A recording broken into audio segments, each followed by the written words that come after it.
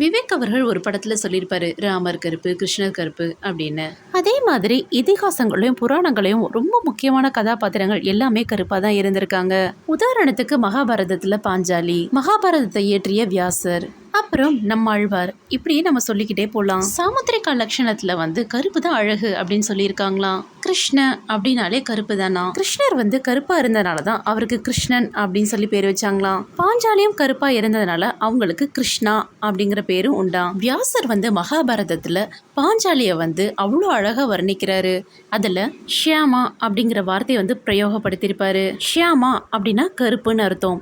வெறும் கருப்பு மட்டும் இல்ல, கண்ணங்கரேர்னு உள்ள கருப்பு. இப்படி கருப்பு நிறத்தை அவ்வளோ அழகா பெருமைப்படுத்தியிருப்பாங்க நம்ம மகாபாரதத்துல.